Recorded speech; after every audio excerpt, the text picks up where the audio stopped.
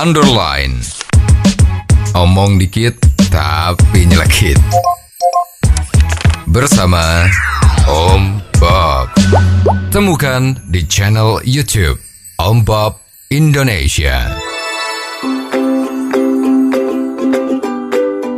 Om Bob, beberapa waktu yang lalu viral kabar mengenai perkara penjaga ternak yang dijadikan tersangka oleh polisi karena melawan pencuri kambing. Bagaimana Om Bob menggarisbawahi masalah ini? Ya, kasus ini sebetulnya sudah terjadi kurang lebih bulan Juli ya, tahun ini. Ada seorang entrepreneur ya, wira swasta, peternak kambing, ya, dari cempe kalau udah gede ya dia dijual, ya, jadi hidupnya adalah peternak. Lah, dia kan tahu kalau peternak itu kan musuhnya itu kalau nggak penyakit, ya, penyakit hewan, itu ya pencuri. Ya, jadi pencuri itu biasa ternak-ternak yang sudah oke itu tinggal dijual tuh dicuri kan. Nah, curinya biasanya kan malam hari. Kalau siang hari nggak berani itu mencuri ya. Nah, kalau malam hari berani. Lah, dia selalu malam hari itu selalu berjaga-jaga di sekitar kandang agar supaya kandangnya itu termonitor dan kambingnya tidak dicuri. Lah, pada suatu saat itu pada saat malam hari dia sadar kalau kandang kambingnya itu disatroni sama pencuri atau perampok ya, ada 2 orang. Lah, dia masuk. Dia kan pasti toh kalau maling itu ketahuan oleh pemiliknya, pasti malingnya takut atau menjadi kalap. Ya, ternyata betul. Ya, pada saat ketahuan bahwa ada maling masuk dalam kandang kambingnya, Bapak Mohyani ini melakukan perlawanan. Ya, ceritanya itu maling tadi itu membawa golok. Nah, biasanya kalau ketahuan dia pasti akan melukai pemilik atau yang mengetahui kalau dia tuh masuk mau jadi pencuri tadi itu. Ya, dia membawa golok.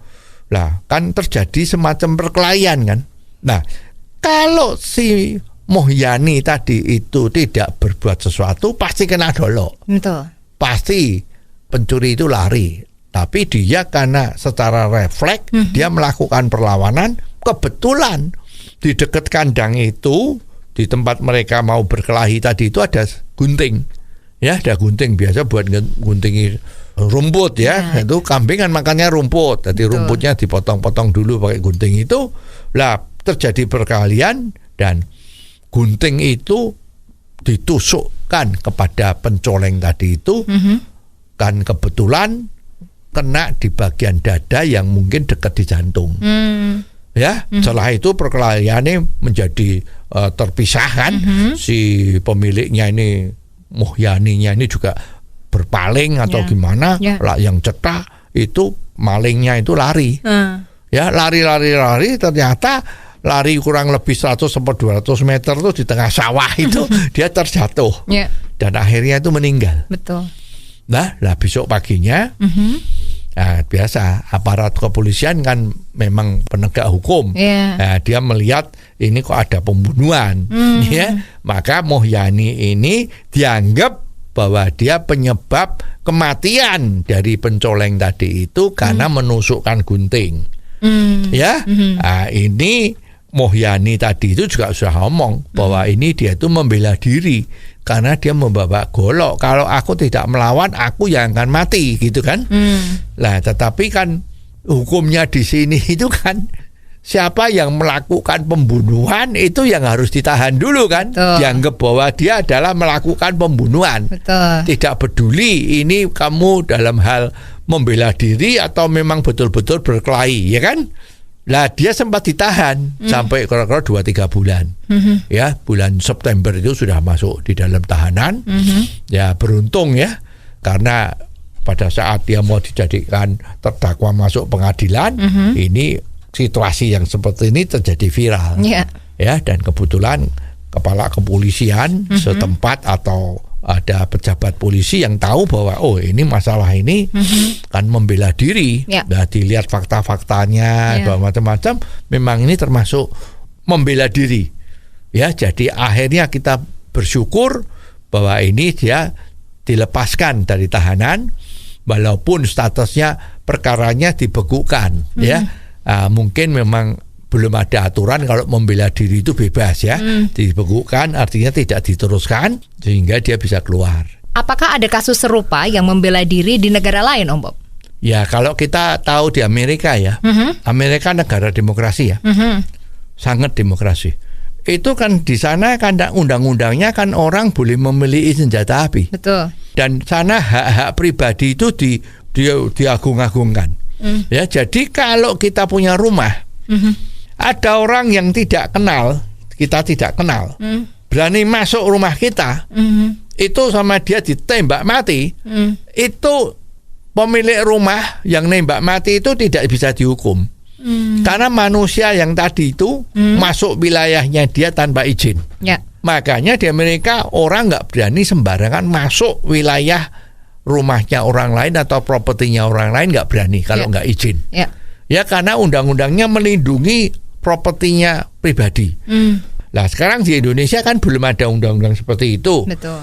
Tetapi juga menjadi aneh ya kalau kita lihat ada kejadian kecelakaan lalu lintas.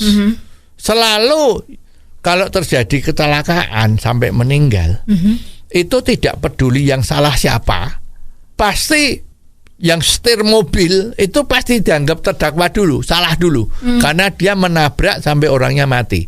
Walaupun yang salah itu orangnya. Ya, yang bebas itu kan cuma kereta api.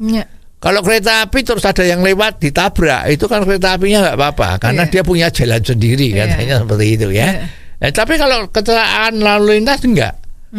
Ya, jadi aturan-aturan yang seperti ini memang harus perlu direvisi. Ya, agar jangan kasus Bapak Mohyani tadi itu terjadi lagi.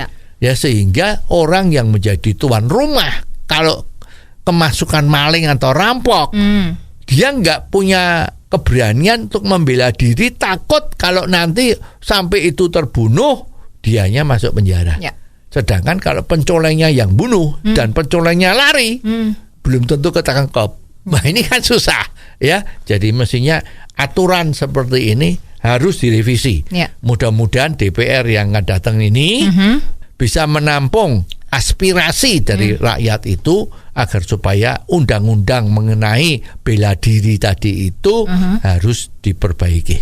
Oh, jadi begitu ya Om Bob. Jelas deh sekarang. Terima kasih Om Bob untuk waktunya. Sampai ketemu lagi di waktu yang akan datang. Underline. Omong dikit tapi nyelekit. Bersama Om Bob. Jika Anda suka dengan channel ini, jangan lupa subscribe, like, dan komen.